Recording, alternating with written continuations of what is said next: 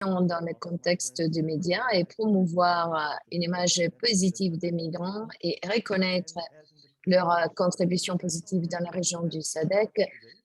Et on a ici deux experts que vous connaissez déjà, Charles et Vincent.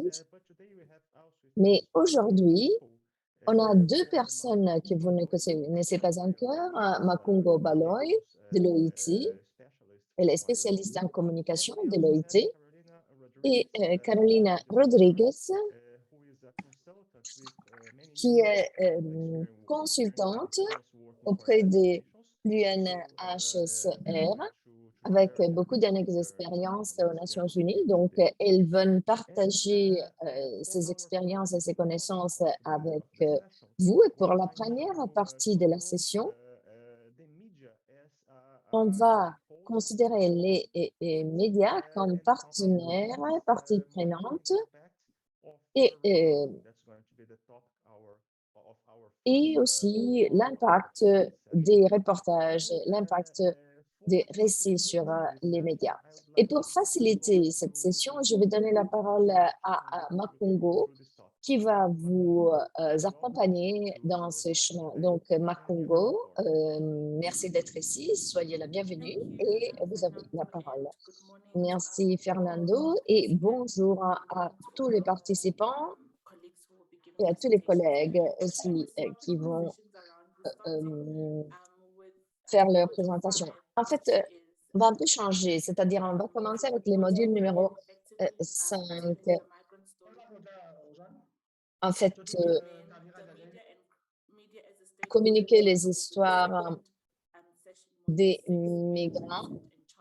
Et puis avec Vincent et Charles, on va parler de l'autre sujet. Donc, je vais parler des récits efficaces et équitables dans les médias. Nous avons ici des journalistes, des responsables et spécialistes de la communication parmi les publics qui travaillent aussi dans des ministères qui s'occupent de l'immigration dans la région. Et donc, nos deux experts pour cette session seront Carolina, qui a beaucoup d'expérience en ce qui concerne la stratégie de communication et en fait, le développement des contenus sur les sujets de la migration et d'autres questions afférentes, le développement. Et nous avons aussi Charles, vous connaissez déjà, je suppose, et certainement, il peut nous donner beaucoup d'informations et il va parler de comment protéger les sources quand on parle dans les médias des migrations et comment nous pouvons influencer nos éditeurs et nos supérieurs hiérarchiques quand nous voulons diffuser une histoire. Donc, je voudrais avant tout demander à Charles et Carolina de nous faire une petite présentation sur les éléments les plus importants qu'il faudrait considérer quand on essaie d'influencer les décideurs politiques et les informer sur des aspects afférents à la migration pour après former, disons, les politiques dans la perspective des journalistes et des experts en communication. Merci, merci Congo et bonjour à tout le monde. Je vais parler en anglais parce que la plupart des participants parlent anglais et donc je m'excuse d'ores et déjà avec les participants francophones, mais si vous voulez intervenir dans la boîte à discussion pour des questions ou des remarques, vous pouvez le faire dans votre langue. Donc, je vais suivre la suggestion de Macongo et dans l'intérêt du temps, je voudrais vous dire qu'il y a beaucoup de matériel qui peut vous être utile dans un outil qui est en ligne Il n'est pas encore spécifique à la région du SADC. C'est un outil qu'on a développé avec les journalistes et avec les experts des communications des différents pays, mais il est disponible en français et en anglais pour l'instant. Et il s'agit d'une ressource très intéressante. Je vais vous le présenter en fait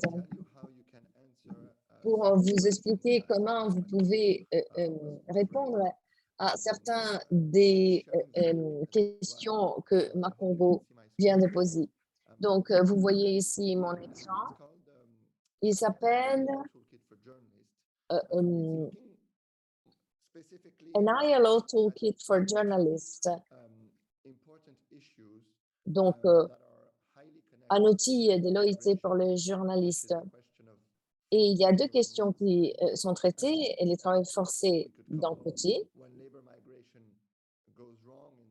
Et donc, quand la migration ne fonctionne pas, les travails forcés peut être une conséquence parce qu'on sait que les migrants sont plus vulnérables à l'exploitation et dans certains cas, au travail forcé aussi. Et les recrutements équitables, d'autre côté, qui est très important en ce qui concerne le travail réalisé par l'OIT, parce que il faut essayer de faire en sorte que la migration soit un succès. Et donc, il faut considérer les aspects du voyage de la migration pour l'emploi, c'est-à-dire les processus de recrutement. Et les processus de recrutement est un processus plutôt complexe. Il ne s'agit pas de placer un travailleur dans un emploi, mais tout cela commence bien avant, jusqu'au point, dans les temps où le travailleur rentre dans son pays d'origine. Et quand ce processus n'est pas équitable, les travailleurs migrants, par conséquent, en ont une expérience négative. Donc, je vais vous présenter cet outil qui est organisé en modules parce que si on veut avoir un impact avec ces histoires, ces récits et si vous travaillez dans une organisation des médias ou dans une organisation de la société civile et vous devez convaincre les personnes, les éditeurs et les autres personnes dans l'organisation du fait que cette histoire, ce récit est important, il est fondamental que vous compreniez aussi les défis les plus importants et les questions les plus importantes. Et donc, dans ce toolkit, dans cette boîte à outils, vous pouvez approfondir certains des aspects des questions politiques qui sont les plus fréquentes quand il s'agit de faire des récits sur les travails forcés dans la région du SADC. C'est une question très importante. Pourquoi est-ce qu'on considère les pratiques des recrutements et comment les agences privées d'emploi se comportent? Comment les travailleurs migrants peuvent se trouver dans une situation qui est en fait une situation dans laquelle ils doivent trouver des prêts pour migrer et puis ils se trouvent dans une situation de laquelle elles ne peuvent pas sortir parce qu'ils doivent repayer leurs dettes. Vous voyez ici toute une série de vidéos, de liens. Il s'agit certainement d'une ressource que vous pouvez utiliser et qui peut être étudiée à fond pour bien comprendre le sujet. Et puis, il y a aussi des détails sur les, la situation légale, parce qu'il n'est pas facile de comprendre comment ce cadre global et légal s'est produit, s'est développé. Il y a évidemment les normes du travail, mais il faut vraiment comprendre comment nous gérons la migration pour les travail de façon collective et vous voyez que dans les temps, surtout à la fin, du siècle passé et au début, de ce siècle, on a eu une augmentation non, plutôt, c'est-à-dire, entre le 19e et le 20e siècle, il y a eu toute une, prolifération de lois et des normes.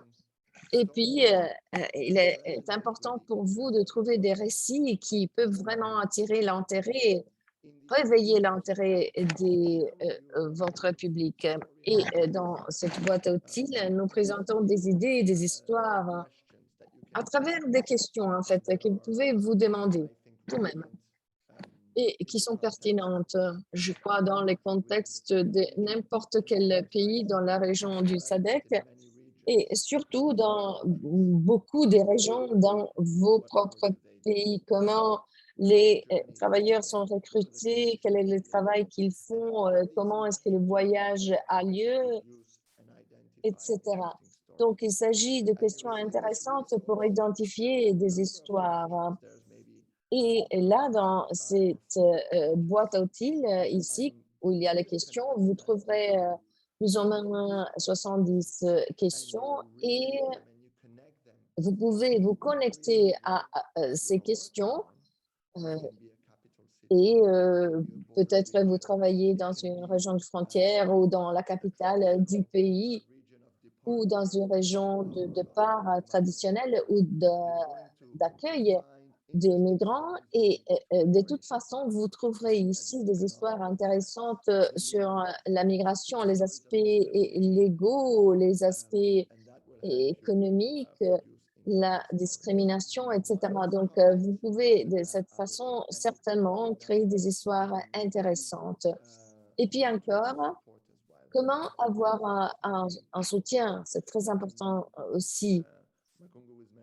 Makongo en parlait en fait. Comment est-ce que vous pouvez avoir le soutien des vos chefs, en fait, de vos éditeurs?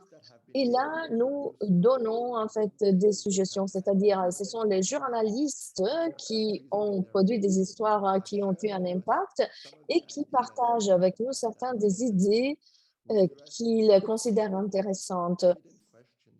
Il s'agit de questions intéressantes, évidentes aussi, comme par exemple les financements, parce que produire des histoires implique souvent un voyage. Et je crois que la COVID a eu un impact positif dans le sens qui nous a compris, qui nous a permis de comprendre que beaucoup de choses peuvent être faites à distance, mais pour avoir accès à un récit, à une histoire, souvent, il faut rentrer en contact avec cette histoire et on a besoin donc de ressources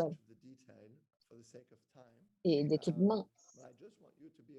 Euh, donc, il y aurait beaucoup à dire encore, hein, je n'ai pas le temps, mais je voulais vraiment vous présenter cet outil qui peut être très utile. Je vais créer une discussion dans le forum de l'Académie et là, je vais vous présenter les ressources de cette boîte à outils parce qu'il y a 150 liens. On n'a pas le temps de les voir ici, mais cette boîte peut vous donner beaucoup d'idées aussi sur comment travailler avec les autres, parce que la magie de ce projet SAM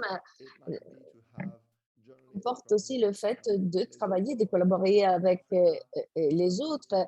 On peut avoir, par exemple, des journalistes de l'Afrique du Sud et de Lesotho qui travaillent ensemble pour des récits sur les migrants. Et il est très intéressant d'avoir les deux perspectives de l'histoire et l'histoire racontée par des journalistes qui ont vraiment des connaissances approfondies. On parle des personnes qui voyagent et souvent, celui qui raconte a seulement un côté de l'histoire, connaît seulement une vision de l'histoire. Et donc, on pourrait encourager l'analyse transfrontalière avec des experts qui viennent des deux côtés du flux migratoire ce serait certainement une initiative avec beaucoup d'impact. Et puis, je parlerai du fait de travailler avec des sources vulnérables. Pour l'instant, c'est tout. Merci, merci Charles pour ta présentation. La boîte à outils Charles a présentée sera disponible sur la plateforme et puis il y aura en effet une discussion dans un forum encouragé, modéré par Charles. Donc, si vous avez des questions, vous pourriez en parler là. Et si vous avez l'idée d'un récit, d'une histoire et vous avez des doutes, des hésitations, vous pourrez les partager avec Charles. On parlera avec Charles de comment protéger les sources et comment protéger nous-mêmes en tant que journalistes quand on fait des entrevues. Donc, la protection des deux côtés, donc des journalistes et des sources. Mais maintenant, je vais passer la parole à Carolina, qui va nous présenter la perspective de comment influencer les décideurs politiques et aussi les migrants et les publics général. Parce qu'en fait, le phénomène est très complexe et il faut présenter des histoires qui soient suffisamment compréhensibles. Maintenant, on utilise l'Internet, qui est certainement un outil pour partager des idées et présenter des histoires. Donc, maintenant, Caroline va nous suggérer comment mieux communiquer sur des aspects afférents la migration et aussi comment prendre des théories complexes, des politiques complexes que les organisations formulent et les rendre pour les publics d'une façon plus acceptable. Et les migrants sont certainement intéressés parce qu'ils n'ont souvent pas accès à ces informations et le public est aussi certainement intéressé. Si vous avez des questions, vous pouvez les poser dans la boîte à discussion. Si vous avez des questions pour Charles ou Carolina. Carolina, je te passe la parole.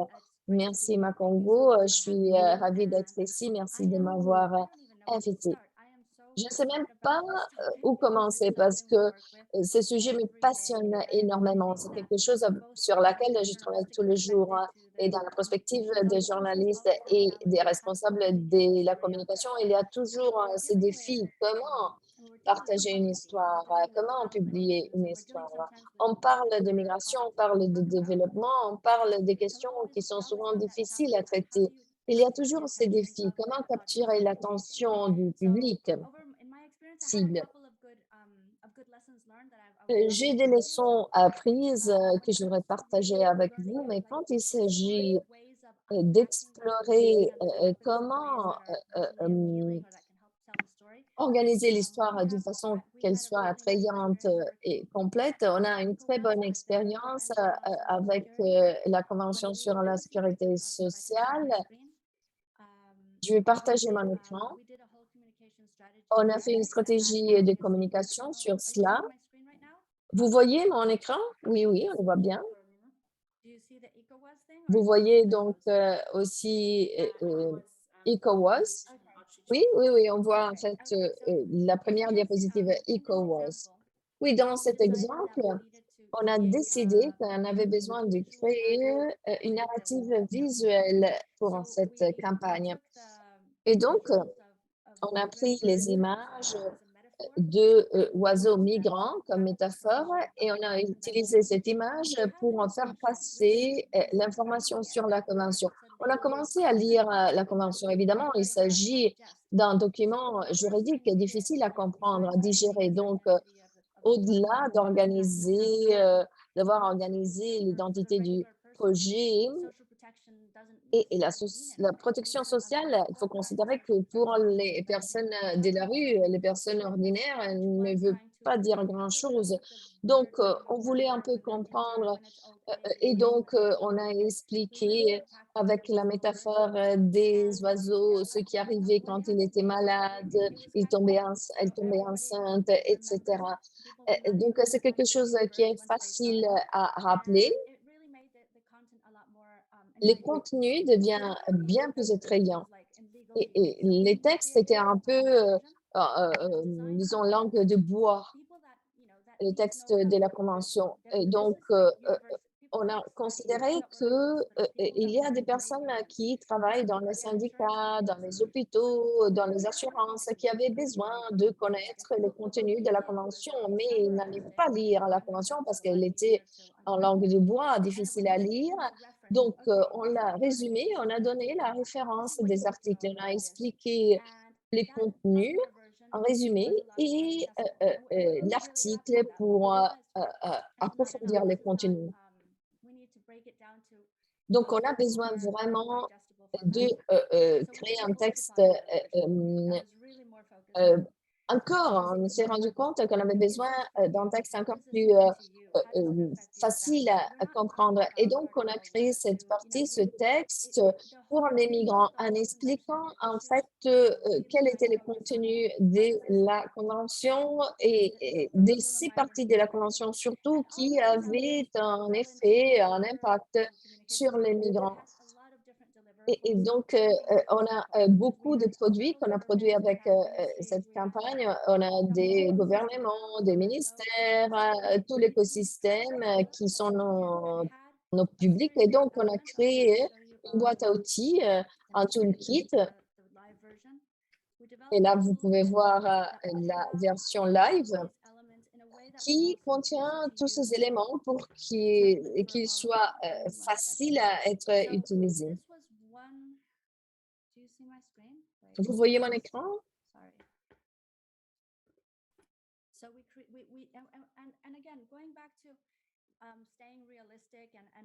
Il faut être réalistique, pas exagérer avec la technologie. Et nous avons utilisé Trello et nous avons posté les contenus avec les visuels, les contenus, le message, les différentes versions de la convention, du matériel visuel, du contenu pour les médias sociaux et aussi des templates pour les animations et PowerPoint. Et l'idée était d'avoir ces répertoires de contenu.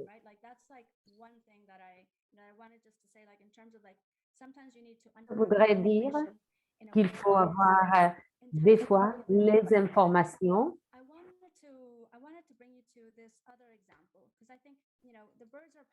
Mais je veux vous donner cet autre exemple. Les oiseaux sont puissants, mais il y a un grand défi auquel nous sommes confrontés. On peut utiliser le visuel de manière puissante. Récemment, cela est très intéressant. Dans mon entreprise, nous faisons beaucoup de rationalisation des données. Des fois, on travaillait avec les chiffres des migrants d'un pays à l'autre, les données des ministères. Donc, nous avons visualisé les données et donc cela est très efficace en termes de décision politique parce que les personnes n'ont pas de temps, donc il faut capturer leur attention rapidement. Il s'agit de créatures visuelles. Donc, nous digérons, nous élaborons les informations de manière visuelle et plus rapidement. Je travaille avec M. Kofi Annan il y a du temps au sein de la Commission de l'Afrique occidentale sur les drogues et on a travaillé sur ces graphiques. Et nous avions fait un infographe qui montrait la différence entre les différents types d'emplois. L'infographe, disons, nous avions un tableau qui montrait l'évaluation des différents types sur la base du niveau de contrôle, sur la base de ce qui était interdit par la loi, avec des experts indépendants. Le graphique est très simple et montre, je ne sais pas si vous le voyez à gauche, les niveaux de dommages et les niveaux de contrôle à droite. Les drogues sont sous le contrôle. par exemple, Ritalin et également les alcools dans beaucoup d'endroits, dans beaucoup de pays. Ils sont vraiment un véritable dommage. Donc, il y a un débat sur l'infographe qui aide la conversation, qui aide les décideurs politiques à s'engager de manière à avoir une forte visualisation sans perdre le temps des personnes. C'est donc quelque chose que je voulais partager avec vous. Et dernière chose que j'ai découverte de manière imprévisible dans le contexte de la Coupe du monde en Afrique. Je ne sais pas si vous la rappelez, je pense que vous la rappelez, que vous rappelez la Coupe du monde en Afrique. Nous avons fait ce guide alternatif pour la Coupe du monde. C'était une leçon intéressante parce que nous avons été des pionniers, nous avons, disons, attiré le moment d'attention internationale. Et donc, cela a été vraiment très utile. Nous avions décidé qu'il y avait les équipes qui jouaient le premier tour et donc il y avait, disons, l'équipe africaine avec une autre équipe. Donc, nous avions essayé de voir les choses qui marchaient et qui ne marchaient pas. Nous avons exploré les différents récits possibles pour l'Afrique. Il y a des éléments d'humeur également. Et donc, on a mélangé des données difficiles à élaborer. Mais cette occasion était vraiment une occasion opportuniste. Et ce guide de la Coupe du monde a été différent en termes de documents politiques. Mais malheureusement, je n'ai pas assez d'informations sur le football. Et donc, quand il faut aborder des questions complexes, il est important de développer le côté visuel de la communication. Et il faut être créateur. Il y a beaucoup d'informations. Et autre chose, il faut être opportuniste en termes de temps. Quand c'est le bon moment pour dire une histoire. Il y a des histoires fantastiques, mais quel est le bon moment, donc il faut le trouver. Et c'est tout pour le moment. Merci. Merci et je suis disponible pour la conversation. Merci. Merci, Carolina, pour ces informations. Et donc, si vous avez des questions sur la présentation de Charles et de Carolina, en ce qui concerne les défis également auxquels vous vous êtes confrontés en matière de migration, en matière de difficultés, par exemple, à élaborer les rapports. Donc, vous pouvez mettre vos questions dans le chat. Charles et Carolina peuvent vous aider. Mais nous allons continuer la conversation avec Carolina sur les trois choses, c'est-à-dire être créateur, être visuel et être opportuniste, et voir comment collaborer et comment partager les histoires.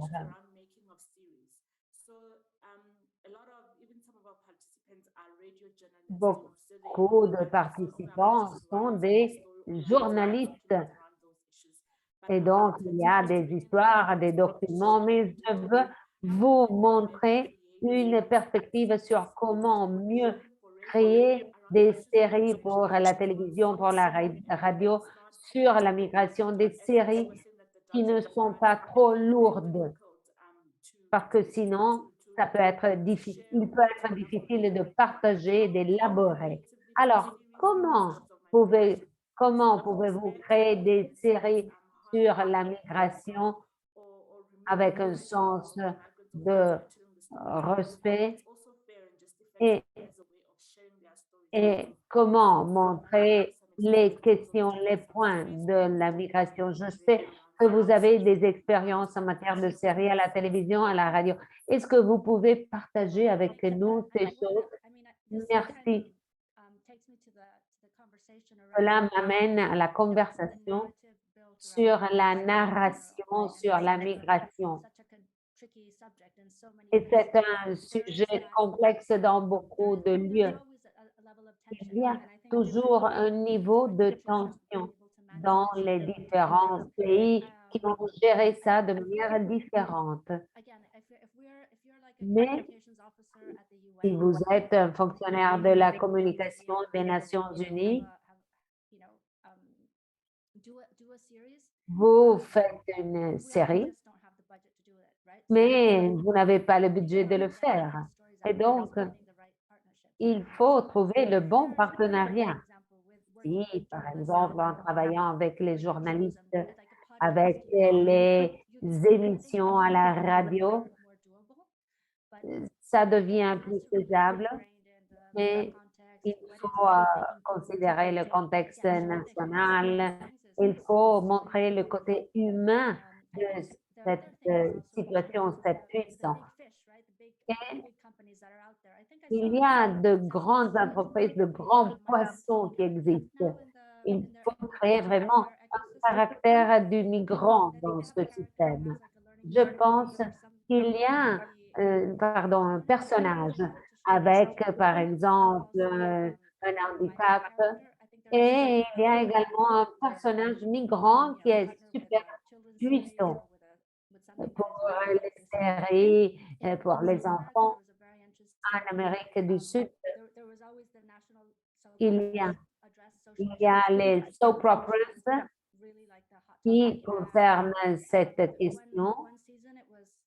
Une saison avait une composante importante de la migration, mais c'est une grande opération. Ça dépend de l'accès aux différents types de pouvoirs, disons. Mais il y a de bonnes histoires. Et ça concerne, disons, avoir de la chance, être opportuniste, trouver le bon véhicule. Donc, il faut vraiment ne pas être timide, frapper à la porte pour raconter ces histoires. Merci, Caroline. Mais nous sommes des journalistes. Donc, je suis une journaliste. Je travaille à une émission à la radio et j'ai un créneau de temps dans mon show. Comment créer une série? Je suis un journaliste, je ne suis pas un fonctionnaire.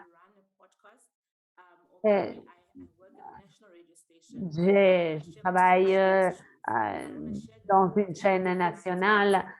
Mais quelles sont les choses auxquelles je dois penser ou que je dois améliorer? Quand, quand vous parlez de la question de la migration et des réfugiés, alors, il y a les émissions à la radio et nous voulons, disons, proposer la vie de ces personnes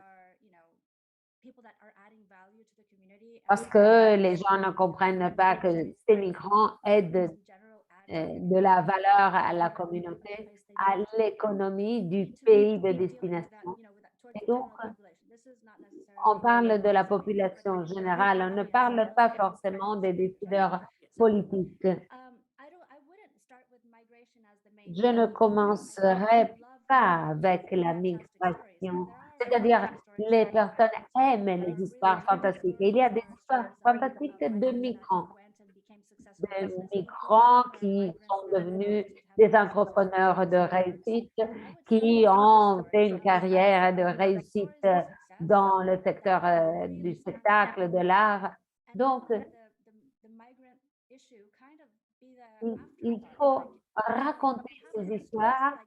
Donc, on peut avoir une histoire de réussite et à la fin, on peut dire que ces personnes étaient des migrants. Je ne sais pas si vous avez vu récemment le footballeur qui est un réfugié afghan, une femme, pardon, qui était une réfugiée afghane et qui s'est déplacée et est allée au Danemark et qui étudie médecine maintenant, mais elle est une professionnelle du football. Donc, elle fait partie de l'équipe nationale maintenant. Donc, elle est une réfugiée. euh, Donc, il y a des professions qui sont occupées par les migrants. Donc, les personnes aiment ces histoires, des histoires riches de réussite. Il s'agit d'histoires que nous voulons écouter. Donc, si nous pouvons trouver ces narrations et faire la connexion, la liaison à la migration, mais de manière différente, ça fait une différence. C'est une bonne manière de le faire. Merci, Carolina. Charles a mentionné qu'il y a des possibilités créatrices, c'est-à-dire essayer de partager une lumière positive. Il y a également toutes les questions difficiles. Et avant de continuer, je passe la parole à Charles pour contribuer. Merci, Makumbo. Je voudrais continuer sur la base de la présentation de Carolina parce que nous sommes au cœur du défi principal auquel nous sommes confrontés collectivement. Nous savons que maintenant, nous sommes dans une époque de surcharge d'informations. Et donc, nous voulons passer notre message. Nous devons trouver nos histoires qui attirent l'attention parce que nous sommes dans une lutte pour attirer l'attention. Malheureusement, nous avons observé en général en ce qui concerne le reporting sur la migration, nous avons vu qu'il y a une tendance à passer par les filtres de l'information et de la production. Et donc, le public, je l'ai dit hier, le public cherche des histoires ils ont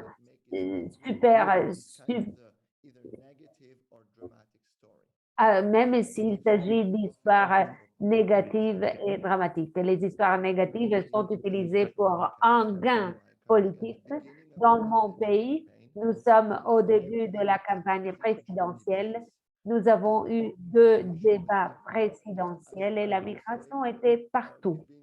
Juste pour dire, nous avons eu la COVID, les problèmes économiques, nous avons eu le confinement, mais nous voulons vous réassurer que tout va bien. Le seul problème que nous avons est la migration, parce qu'il y a trop d'étrangers ici. Et donc, la vie n'est plus attrayante maintenant en raison de cette situation. Et en même temps, nous avons un discours sur ce fait. Sans les migrants pendant la COVID, nous n'aurions pas eu le transport, le traitement des aliments, les récoltes. Donc, une grande partie de l'économie aurait eu un écroulement. Je veux dire, comme Caroline l'a dit, qu'il faut lutter pour l'attention. Il faut produire des histoires qui puissent surprendre et attirer l'intérêt des lecteurs. Mais en même temps, nous devons reconnaître que la plupart des travailleurs migrants n'ont pas d'histoire particulière à dire.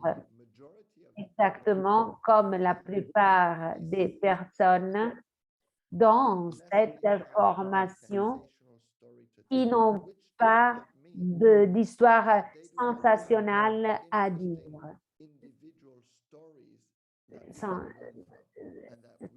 sensationnelle, pardon, à dire. Et donc, c'est le défi auquel nous sommes confrontés. Et je trouve cette idée intéressante de nous projeter, de nous mettre dans une série d'émissions radio régulières. C'est-à-dire, vous ne vous basez pas sur des nouvelles pour produire un contenu, mais on essaye d'avoir un temps hebdomadaire ou mensuel pour discuter de ça. Il y a des spectacles parfois, par exemple, nous avons un contexte de réfugiés dans le secteur du football, mais il faut avoir des histoires sensationnelles avec une contribution au travail de la société ou des histoires d'inclusion qui, qui ne montrent pas seulement le migrant individuel, mais qui montrent comment la société est un tissu fait de migrants et de non-migrants. Et donc, au bout du compte, les migrants et la migration sont intéressants pour chaque aspect de la société. Je pense, je suis tout à fait d'accord.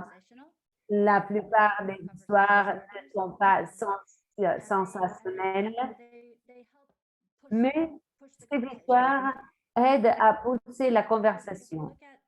Mais si nous regardons à comment développer ces histoires, les histoires ne doivent pas être forcément sensationnelles, mais émotionnelles.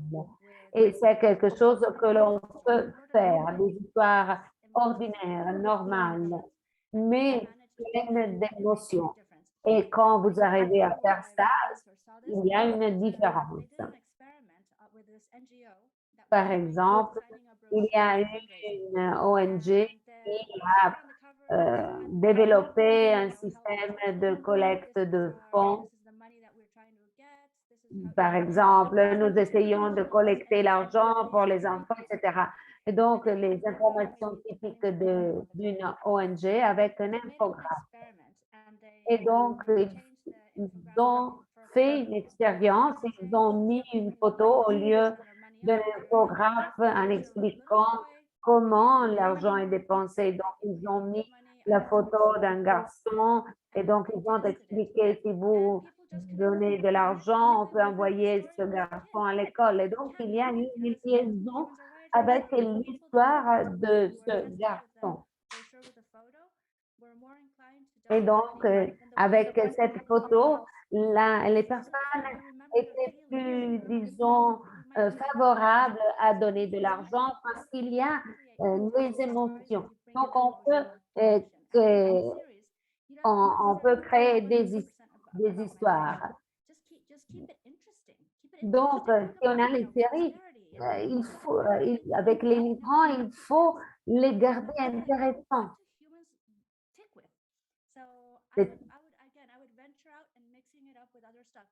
Et donc, si nous avons le segment de la migration seulement, tout ça deviendrait ennuyeux.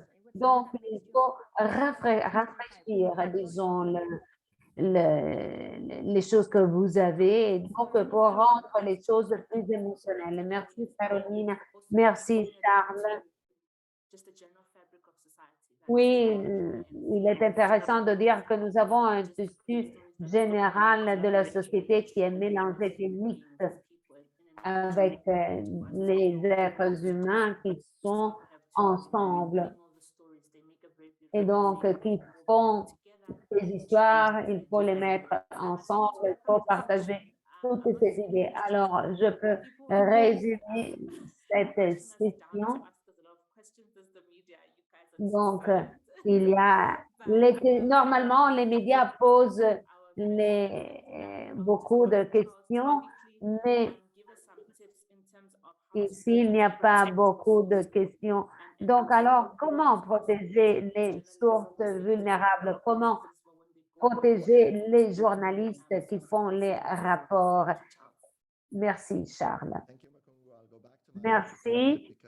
Alors, je reviens au toolkit, à la boîte à outils, parce qu'il y a beaucoup de choses qui sont dites dans cet outil. Et donc, je ne veux pas prendre le temps de la session suivante parce qu'il faut respecter le temps. Donc, je vous ai présenté les 2 premiers modules pour comprendre l'histoire. La deuxième partie du site web concerne quand vous avez une histoire, comment vous pouvez, disons, obtenir l'histoire sur le terrain et comment vous pouvez commenter l'histoire. Et dans ce module de storytelling, il y a une section série qui parle de ce que nous avons vu et qui partage des exemples de journaux qui ont eu des expériences intéressantes avec une série, avec une campagne intéressante sur des questions intéressantes comme la traite, par exemple, et l'abus grave. Normalement, un journal ne fait pas le plaidoyer, mais à l'époque, disons, il y avait un consensus sur la gravité de la situation et donc le journal s'était engagé dans une campagne pour faire quelque chose pour lutter contre cette pratique. Il y avait un exemple de la Malaisie sur un programme concerné la traite des étudiants de manière à permettre aux étudiants d'arriver dans le pays. Mais des fois, ces étudiants arrivés dans le pays étaient exploités pour payer les dettes. Et donc, cette campagne, ce programme était Our Age. Et donc, dans ce cas, le journal avait fait ce plaidoyer. Vous voyez qu'il est facile de naviguer dans le toolkit de toutes les icônes. Vous pouvez cliquer sur toutes les icônes. Et dans le module des histoires, il y a 2 sous-sections intéressantes. Une section concerne la sécurité sur un certain nombre de différents niveaux sur la sécurité personnelle, sur la santé mentale aussi, qui fait partie de bonnes conditions sur, il y a les histoires de migration qui sont liées à des expériences dramatiques et donc difficiles pour les journalistes d'un point de vue émotionnel parce qu'on est exposé à des exemples de violations des droits humains, des exemples brutaux. Donc, les journalistes sont motivés et des fois s'engagent. Donc, il faut également faire attention à votre santé mentale. Il faut être conscient également des aspects liés à la santé mentale parce que vous devez vous occuper de vous-même et de vos sources. Dans la section sécurité, dans l'espace de sécurité, on parle de votre sécurité, de votre santé, des ressources. Toute cet espace a été développé avec la Fédération internationale des journalistes, avec un certain nombre de ressources développées qui ont été utilisées. il y a le responsable du département qui a partagé des éléments importants. Nous avons parlé également de la sécurité digitale. Nous devons reconnaître que dans certains cas, nous parlons des socles de protection sociale des demandeurs d'asile, des réfugiés, des victimes et des survivants de traite. Il s'agit de sources d'informations très vulnérables par définition.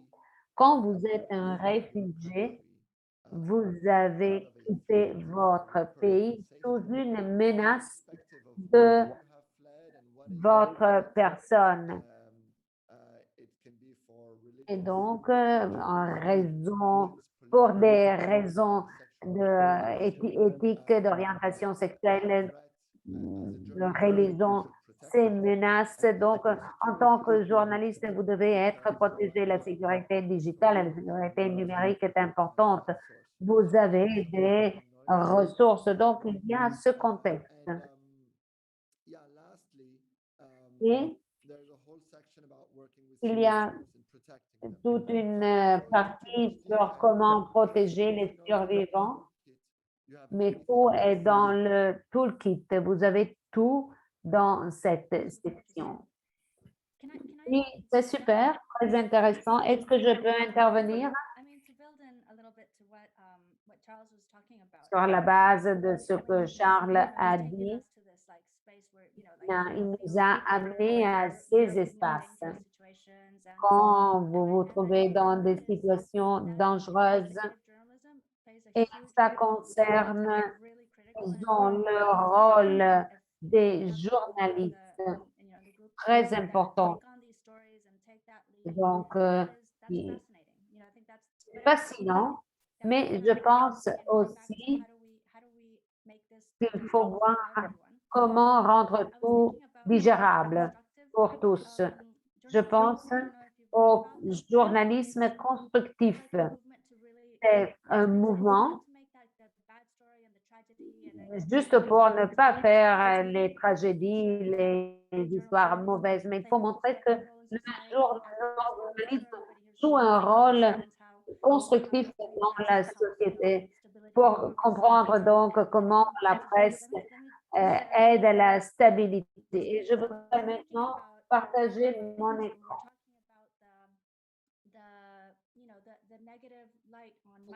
Quand je parlais du langage ou de l'image négative des migrants, il faut essayer de rendre positif ce contenu. Donc, s'il y a par exemple la question des pratiques de travail, il ne faut pas tout simplement dire il y a des abus contre les travailleurs. Il y a la possibilité aussi de trouver des solutions et il est fondamental dans ces cas que les journalistes travaillent avec les experts et les professionnels du secteur pour essayer de trouver des solutions. Donc, dans ce cas, on ne se limite pas à souligner les problèmes, mais on offre aussi des solutions. C'est quelque chose qu'on peut faire en tant que journaliste. Donc, je voulais tout simplement ajouter cet élément. Merci, merci Carolina et Charles. Et je crois que ce sera très intéressant pour nos participants parce que ce matériel est disponible sur la plateforme. Vous avez les liens dans le chat. Vous avez les liens du Media Toolkit et là, vous trouverez en fait les informations sur comment protéger les sources et vous protéger vous-même. Donc, on a conclu cette session et je repasse la parole à Fernando qui va probablement annoncer une pause de 10 minutes après laquelle on pourra revenir pour le module 6 et ce sera Vincent qui va nous accompagner dans ce module. Merci, Makongo. Et merci aussi Caroline et Charles pour vos présentations et vos remarques. La session a été très intéressante et formative. Et comme à Congo vient de dire, on aura maintenant une pause de 10 minutes. Maintenant, il est 9h33, donc on va revenir à 9h45. Mais avant cela, je voudrais vous rappeler qu'il y a toujours la boîte à discussion. Donc, si vous avez des questions, des remarques sur cette partie de la session, vous pouvez certainement intervenir à travers les chats. Makongo va rester ici pendant toute la session et donc on peut certainement essayer de répondre à ces questions si nous avons le temps. Et avec ça, on rentre en pause et on revient à 9h45, 9h45, temps heure de Pretoria. Merci.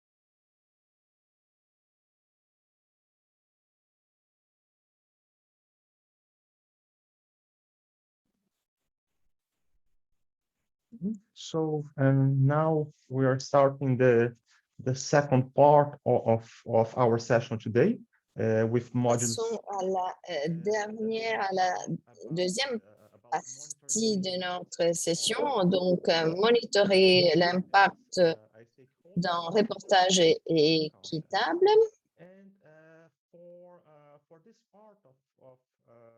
Et pour cette partie de la session, Charles et Vincent seront nos présentateurs. Donc, on va vous faire la présentation et certainement, il y a toujours la chat box, la boîte à discussion pour vos questions. Charles, c'est vous qui allez commencer, n'est-ce pas?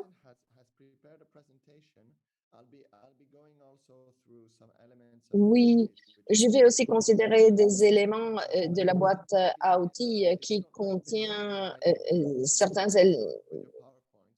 contenus qui sont intéressants, mais donc je propose que ce soit toi qui commence avec le PowerPoint et puis je me relie à ça.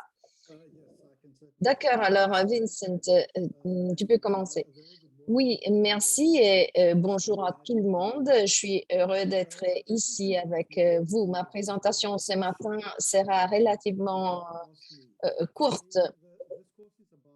Ce cours est sur des récits positifs sur la migration.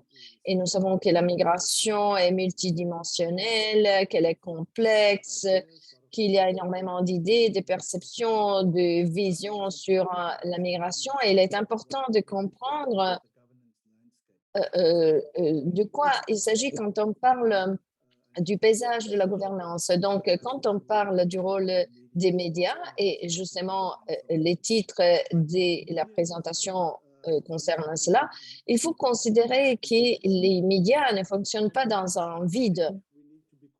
Et donc, il faut faire attention parce que le reportage positif ne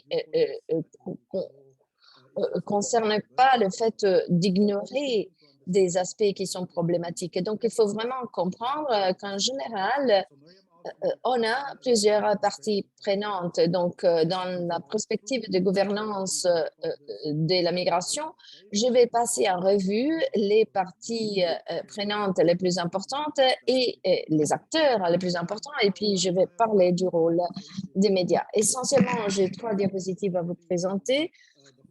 Et je vais me concentrer sur la première partie de la discussion, c'est-à-dire les médias en tant que partie concernée, partenaire, critique et conscience dans la gouvernance de la migration. Donc, qui sont les différentes parties prenantes, les différents acteurs? Quand on considère une histoire, hein,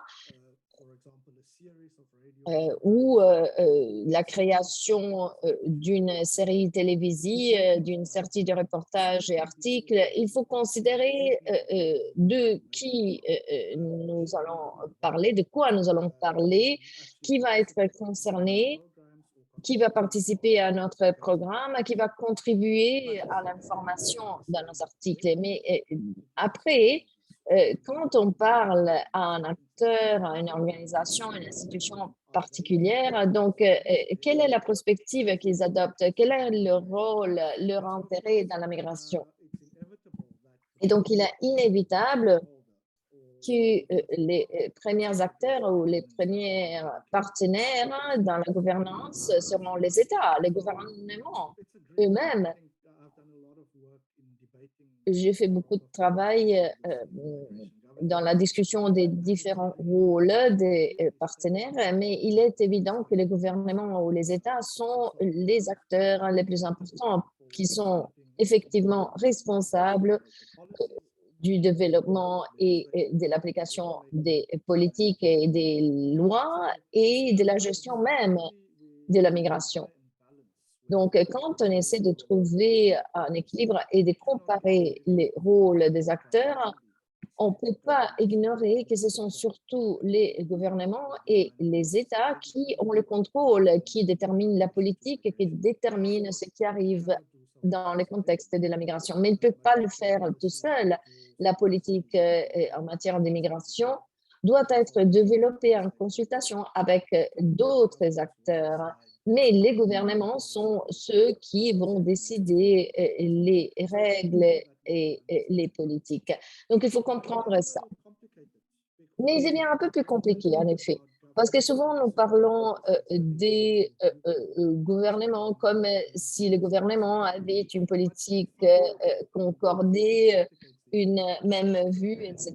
Mais les différentes institutions du gouvernement, en effet, ont des approches différentes qui sont souvent en conflit. Il y a beaucoup d'exemples où nous avons une partie du gouvernement qui fait quelque chose, qui dit quelque chose sur la migration, et il y a d'autres ministères ou d'autres parties du gouvernement qui pensent différemment.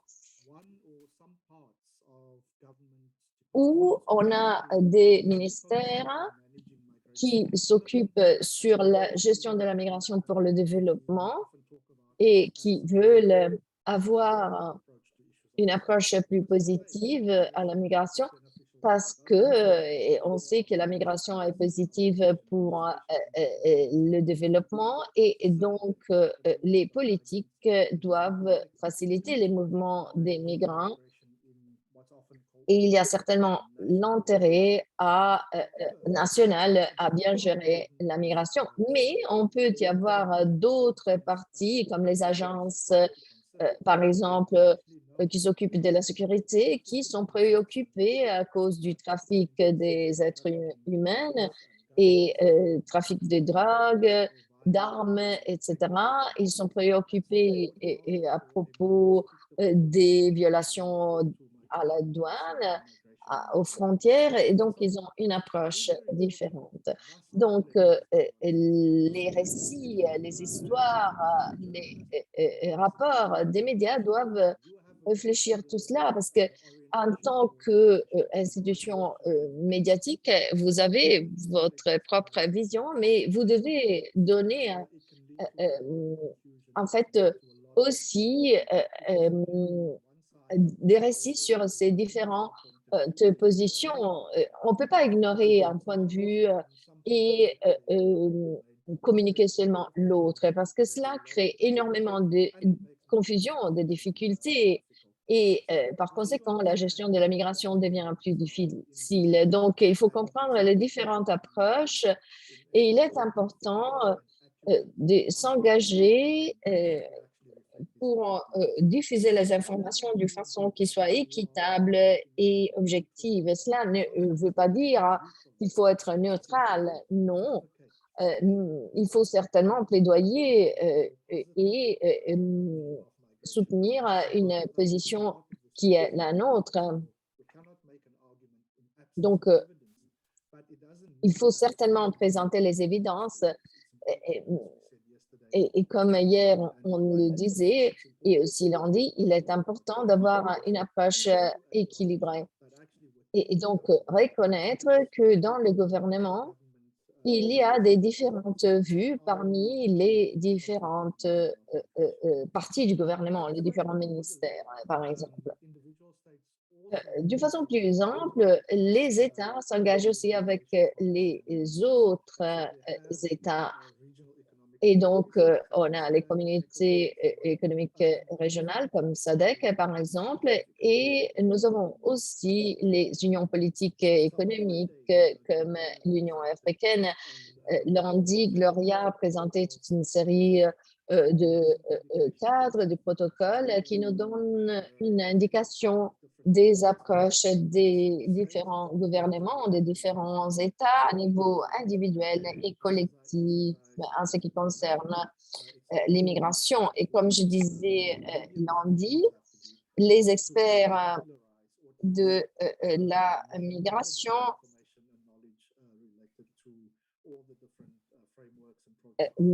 effectivement doivent connaître tout cela. Aussi les politiques nationales et les législations nationales. De mon point de vue, une partie du rôle des médias est réfléchir à non seulement les politiques et la législation, mais aussi la diversité, les différentes approches et les interprétations des différentes parties prenantes. Un autre élément très important, c'est le rôle des organisations intergouvernementales en ce qui concerne la gouvernance de la migration. Il y a beaucoup d'organisations intergouvernementales qui, d'une façon directe ou indirecte, ont des projets, des programmes en matière de migration. Et la façon dont ils s'engagent, c'est normalement en assurant assistance technique ou soutien, conseil Et certains de ces organisations internationales ont des mandats très spécifiques, par exemple l'OIT qui s'occupe de la migration pour des raisons de travail.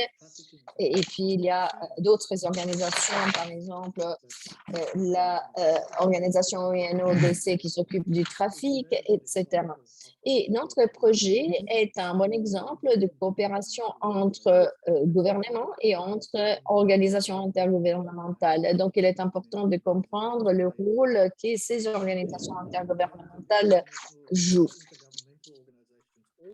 En outre, ces organisations intergouvernementales offrent des sources d'informations très importantes sur les différentes initiatives. Il y a beaucoup de rapports qui sont créés par ces organisations intergouvernementales sur des questions afférentes à la migration. Et pour les professionnels des médias, il est très important de connaître nos statistiques, nos rapports, c'est-à-dire tous les matériels créés, développés par ces institutions supranationales.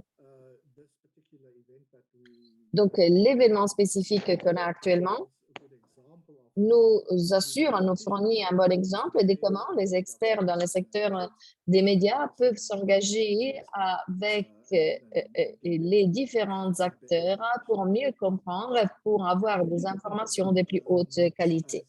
Ce qui est très important en tant que source d'information, source de points de référence pour les contacts avec les médias, sont les ONG locaux. Il y a beaucoup d'ONG dans les différents pays qui travaillent directement avec les migrants.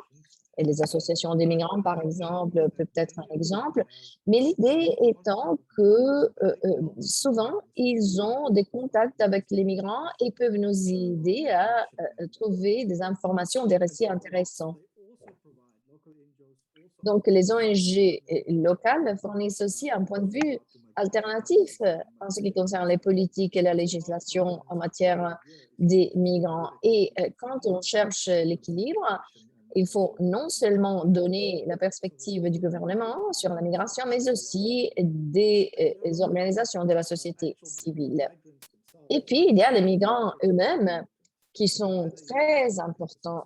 Donc, il peut y avoir des organisations, des associations des migrants ou des ONG à niveau local. Il est très important de rentrer en contact avec eux. Lundi ou hier, on a mis l'accent sur le fait de raconter les histoires des migrants et présenter le visage humain des migrants. Et les ONG locales peuvent certainement être des points de contact très utiles et précieux pour comprendre les défis, la complexité et pour avoir directement l'histoire des parties directement intéressées.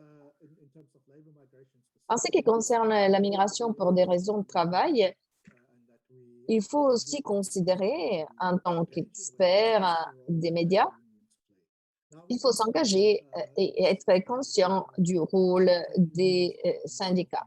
Nous savons que les syndicats sont impliqués et qu'ils protègent les travailleurs. Ils sont la voix des travailleurs et il faut aussi reconnaître les rôles des syndicats pour la protection des droits des migrants. Donc, ils peuvent nous aider à nous comprendre s'il y a des incohérences et ils peuvent nous dire jusqu'à quel point il y a la protection, la couverture des migrants.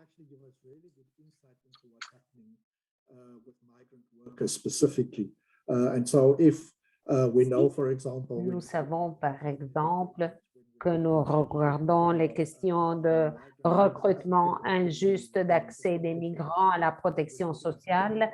Nous regardons les conditions de travail pour les travailleurs migrants. Alors, les syndicats sont un point d'accès optimal pour ces informations. Et nous pouvons penser, Carolina a dit que nous devons parvenir à des solutions et pas seulement identifier les problèmes. Et donc, les syndicats peuvent mieux protéger les migrants dans les lieux de travail. Et donc, il y a le secteur privé. Il y a eu un grand débat sur le fait que les migrants prennent les emplois, mais dans des secteurs économiques spécifiques,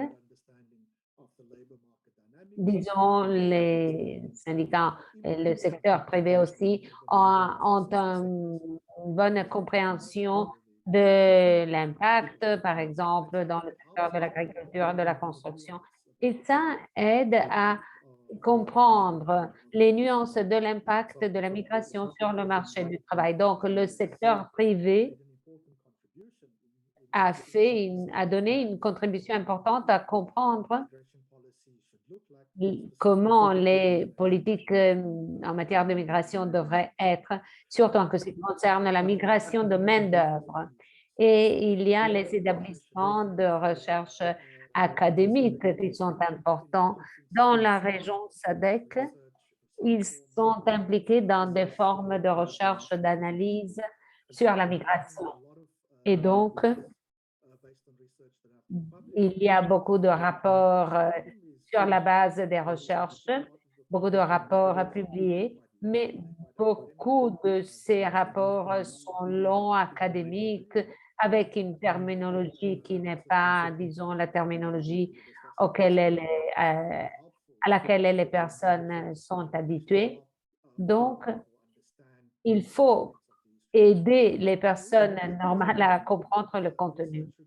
Et les rapports sur les recherches, les évidences académiques nous aident à comprendre ce que nous savons sur la migration. Donc, c'est une analyse pour mieux comprendre la migration. Et cela est très utile pour les politiques en matière de migration. La mesure dans laquelle les médias aident à comprendre la migration de manière à comprendre aussi les besoins en matière de politique sur la migration. Hier, on a posé une question sur l'accès aux statistiques. Beaucoup d'organisations intergouvernementales ont ces informations et il y a pas mal de recherches produites par les établissements académiques et les organisations qui sont disponibles dans le domaine public. C'est important pour avoir une meilleure compréhension de ce qui se passe en termes de migration. Donc, il faut avoir accès à ces rapports.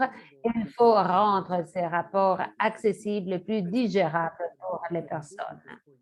Et je vais conclure avec ce point. Les professionnels. Je ne suis pas un professionnel des médias, mais les professionnels doivent-ils s'engager avec les parties prenantes? Oui, il y a une variété d'organisations, d'établissements qui peuvent être impliqués directement dans la gestion des politiques, mais il faut également s'engager avec les prenantes. Si on reflète sur le contexte, sur l'immigration, on va d'un extrême à l'autre.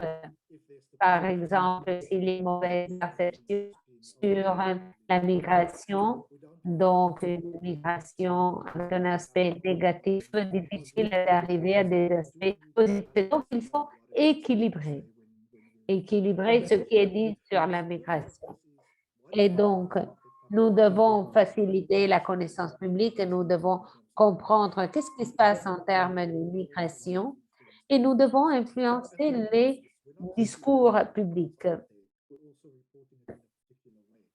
Donc, il est également important d'être équilibré, juste, précis, et nous devons penser de manière soignée à comment influencer le discours politique à travers le langage utilisé, à travers les histoires présentées. Ça concerne la conscience, la prise de conscience de la société en termes de migration. Et ce n'est pas un point de vue individuel, c'est une dimension. Je m'arrête là. Merci beaucoup, Vincent.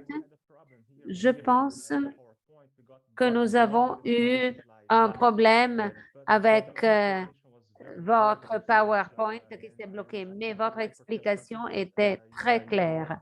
Votre PowerPoint est disponible sur le e-campus s'ils veulent revoir tous vos points, mais votre présentation était parfaite, était très claire pour tous les participants. C'est la raison pour laquelle je n'ai pas interrompu.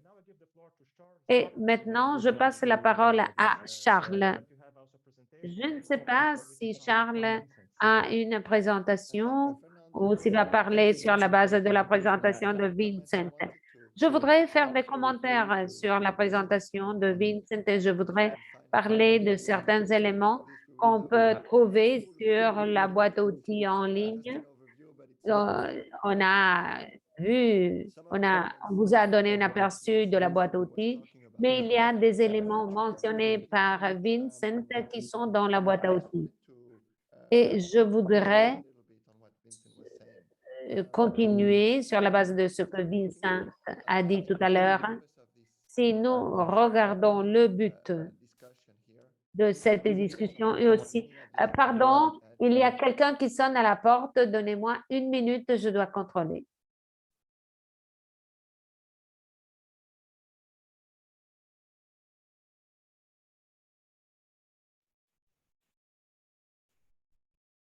So meanwhile, maybe Makongo, would you like to Entre-temps, Makongo, Vincent's tu presentation? veux faire des commentaires sur la présentation de Vincent? Ah non, Charles est revenu. Ah, pardon pour l'interruption.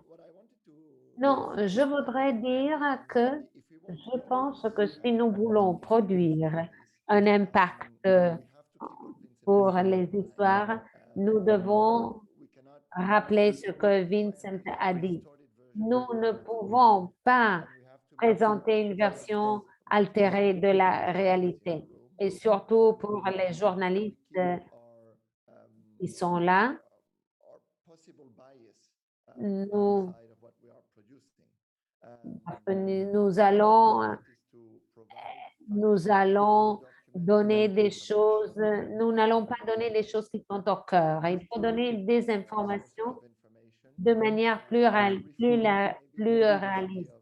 Il faut réfléchir sur la différence d'opinion qui existe dans la société. Mais pour faire ça,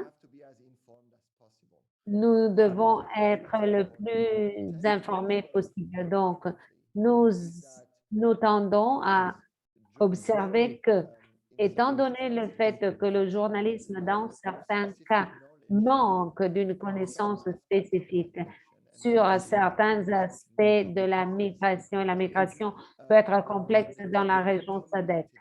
Donc, il y a une tendance à être dominé par les sources d'information.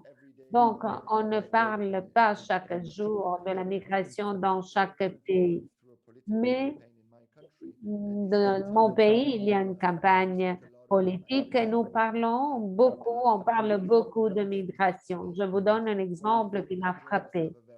Les journalistes, donc, ont un rôle important à jouer. Hier, dans le débat, un représentant de notre gouvernement a parlé des réfugiés en disant, nous sommes heureux de ce que nous faisons parce que nous acceptons moins de la moitié des réfugiés de notre pays voisin, l'Allemagne.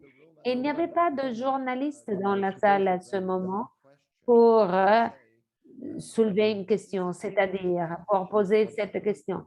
Et est-ce que ça est positif pour un pays, c'est-à-dire accepter moins de demandes par rapport à un pays voisin et un journaliste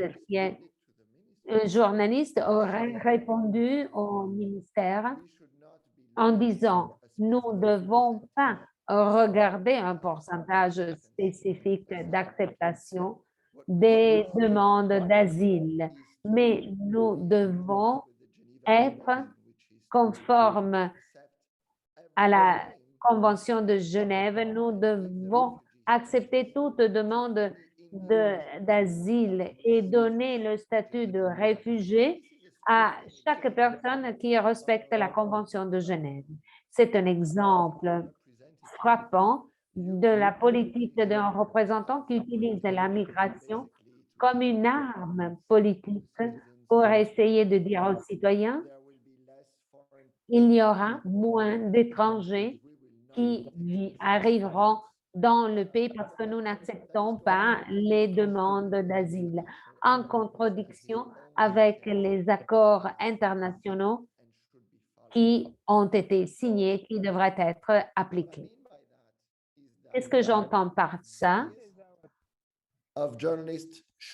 Les journalistes ne devrait pas être dans le reporting, mais l'analyse factuelle, surtout basée sur les instruments juridiques et les obligations juridiques des différentes parties prenantes, est très importante. La traite est un autre exemple. Dans beaucoup de pays, nous voyons comment les médias couvrent la question de la traite. Et on parle de survivants de la traite. Ils sont perçus comme des personnes qui se sont engagées dans un comportement criminel. Donc, il y a un manque de compréhension de la traite, de ce que la traite est, et des sources vulnérables d'informations. Et donc, en tant que professionnels des médias, nous devrions présenter les choses de manière différente. Donc, dans la boîte à outils, nous avons vu les différentes sections dans l'espace histoire, dans l'espace source. Nous avons travaillé avec les survivants, mais il y a du matériel sur le travail avec les différentes sources, groupes de soutien, académies. C'est une partie qui est en ligne avec ce que Vincent a mentionné, c'est-à-dire les différents types d'expertise et le rôle des syndicats. Mais nous sommes à la fin et je voudrais conclure par ça. Il y a une partie de la boîte à outils que nous appelons suivi et nous discutons qu'est-ce qui se passe après le reporting, comment mesurer l'impact. Et nous parlons également de l'importance de la spécialisation dans le reporting sur la migration. Donc, les primes jouent un rôle important parce que les journalistes peuvent améliorer leur profil et devenir une voix respectée dans la société. Et cela vous amène à vous spécialiser et à être reconnu comme un professionnel spécialisé, comme un reporter spécialisé sur la migration. Au début, avec Caroline, on a parlé de comment trouver les histoires, comment trouver l'impact et comment trouver les histoires significatives. Cela est important quand on veut améliorer le profil.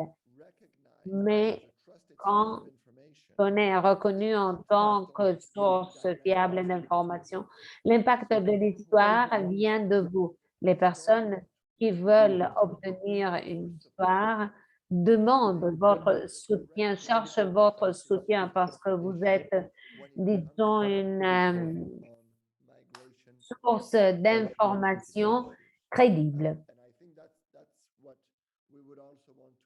Nous voulons vous engager, nous voulons vous encourager à faire ça, c'est-à-dire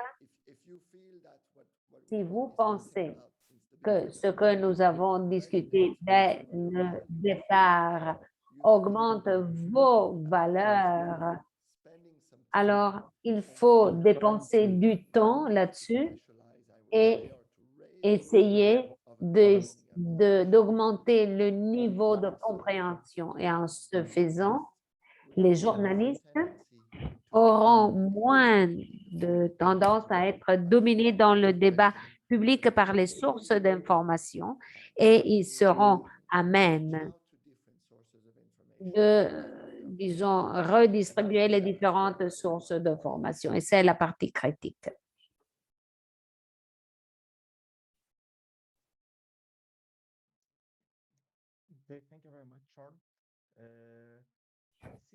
Merci beaucoup, Charles. Nous avons un commentaire dans le chat. Je vais le lire pour vous. Le commentaire est de Ashok Bihari de Maurice. Il y a beaucoup de personnes qui font le plaidoyer des droits des travailleurs migrants, en particulier les syndicats, mais la perception générale de la population sur les travailleurs migrants est plus négative que positive pour certaines raisons. Certaines sont compréhensibles, d'autres sont dues à un manque d'information. Et donc, les journalistes doivent faire un rapport d'une manière juste et raisonnable. C'est plutôt un commentaire et je voudrais demander si quelqu'un... Oui, je voudrais ajouter quelque chose. Ashok est en ligne avec ce que j'ai dit, ce que Vincent a dit. Et c'est le défi maintenant. Ce n'est pas seulement en matière de migration, mais sur un certain nombre de questions. Nous voyons actuellement dans le débat public une polarisation élevée, je dirais un écart. Une des meilleures illustrations est le débat dans la société américaine des décennies passées. Il y a deux parties de la société qui regardent la même question et qui ont des espaces de médias qui se parlent et chaque espace pense qu'il s'agit de fausses nouvelles. Et donc, il y a cette polarisation sur l'idée de base qu'il faut être pour ou contre les migrants. Et c'est inquiétant, c'est un défi maintenant pour les journalistes de suivre la bonne voie. Donc, on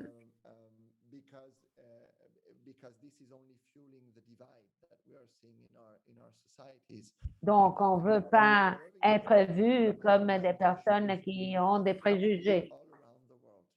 Et donc, il y a tout ce débat dans le monde entier actuellement. Et dans beaucoup d'exemples, cet écart n'est pas informé par une analyse factuelle.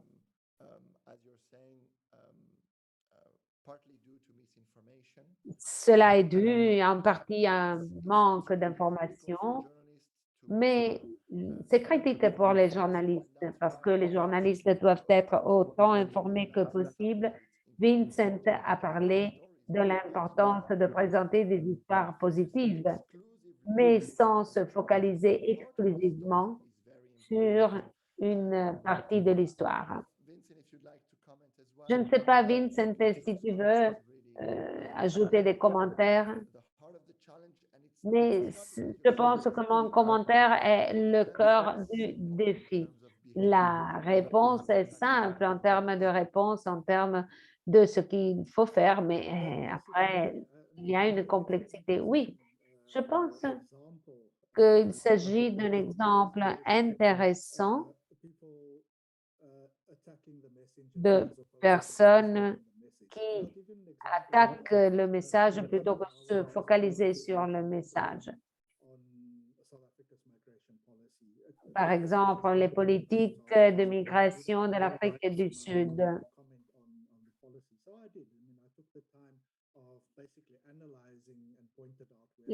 J'ai analysé les choses positives dans les politiques migratoires. Disons, j'étais un peu négatif sur ce qui était dedans les politiques. Disons, et à cette époque, il y a eu un article de réponse qui m'attaquait. Parce qu'on ne peut pas assurer le développement du pays en encourageant l'immigration. Donc, il m'avait attaqué. Et la conclusion était que je n'étais pas la bonne personne pour réfléchir sur les questions de migration. Mais j'ai dit, c'est mon opinion sur les questions soulevées. Et comme Charles a dit, il y a un débat qui est très souvent polarisé. Il y a des opinions qui sont déjà déterminées. Quand on produit une opinion alternative, disons, on n'est pas écouté. Ils se focalisent sur leur point de vue.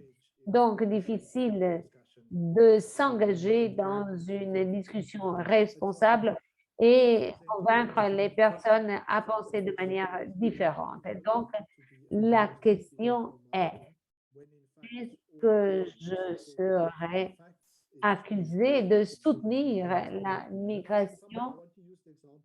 Mais je veux utiliser l'exemple du forum.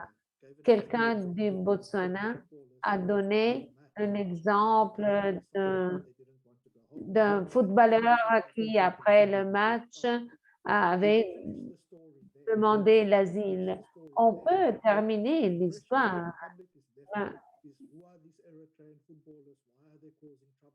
L'impression serait, mais pourquoi les footballeurs demandent l'asile, provoquent des problèmes? Mais selon la Convention de Genève, tout le monde a le droit de demander l'asile. C'est une perspective différente. Donc, il faut considérer ces personnes d'une perspective juridique, personnes qui ont le droit de demander l'asile.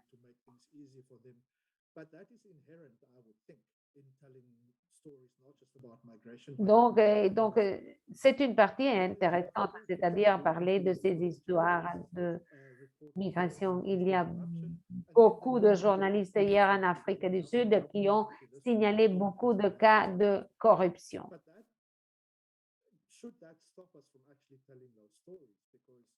Et nous ne devons pas nous arrêter de parler de ces histoires et nous pouvons être étiquetés comme pro-migrants, anti-migrants, mais dans l'intérêt de l'équilibre et de la diversité, il faut poursuivre notre voie. Merci beaucoup. Merci Vincent, merci Charles. Nous sommes arrivés à la fin de notre session aujourd'hui et je voudrais encore utiliser quelques minutes pour passer la parole à Makungu pour parler des sessions de la semaine prochaine. Nous aurons 3 sessions la semaine prochaine, lundi, mercredi et jeudi. Et ces sessions seront des discussions ouvertes. Et donc, Makungu nous parlera de ce qui se passera la semaine prochaine dans ces 3 sessions. Tu as la parole, Makungu. Merci. Merci, Fernando. Merci, Vincent et Charles, pour cette session et ces commentaires. J'ai aimé le dernier commentaire, c'est-à-dire les journalistes doivent être des partenaires dans le processus de migration. Comme Fernando l'a dit, la semaine prochaine, nous aurons 3 sessions, lundi, mercredi et jeudi. Les 2 sessions prochaines seront organisées par des agences. La structure du projet avec les agences OIT, OIM, ONUDEC et UNHCR. Et disons de manière à avoir une perspective plus approfondie sur les composantes clés des projets. Et tout cela a déjà été mentionné par Gloria, mais je vous donne un aperçu de la semaine prochaine. Nous planifions une campagne des médias pour nous préparer pour la campagne sur la protection des travailleurs migrants dans la région SADC. La deuxième campagne concerne la portabilité des droits et la troisième, la promotion d'une image positive des migrants dans la région SADC. Nous avons déjà eu des discussions. Il y a encore une campagne sur les droits et les responsabilités des personnes compétentes. Donc, nous allons nous préparer pour la campagne qui sera lancée l'année prochaine. Et donc, nous allons identifier des messages clés pour avoir des discussions, un débat ouvert sur ces questions. Donc, la campagne sur les travailleurs migrants, il y a l'OIT qui s'occupera de cette campagne et l'Organisation internationale de la migration, OIM, la deuxième sur la migration irrégulière et la traite par ONUDEC et la dernière sur la discussion avec les personnes compétentes, avec les messages clés pour la campagne avec les médias organisée par UNHCR. Et donc, la structure sera une organisation de ce type, une courte présentation sur les domaines clés de travail avec la terminologie, les exemples. Par exemple, on parle de persons of concern en anglais, c'est-à-dire personnes compétentes, mais qui sont ces personnes compétentes. Personnes concernées, pas personnes compétentes. Et donc, on peut entendre, par exemple, les demandeurs d'asile et les réfugiés.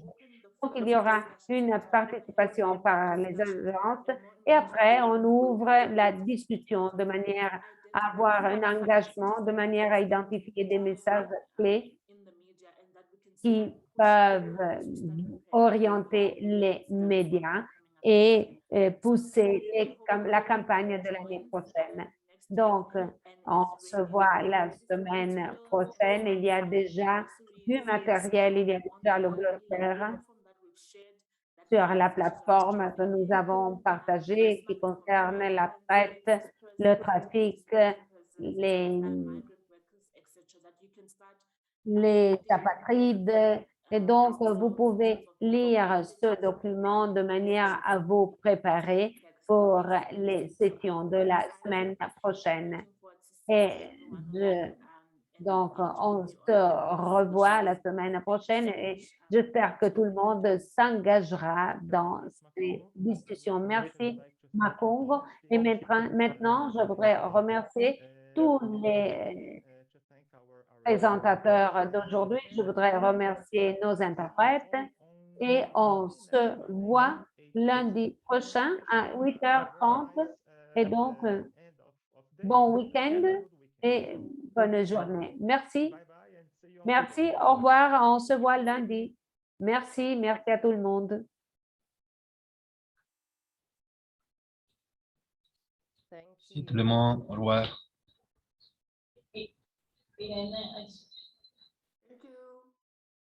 I just tried one of my ticket platform and I can see his response. So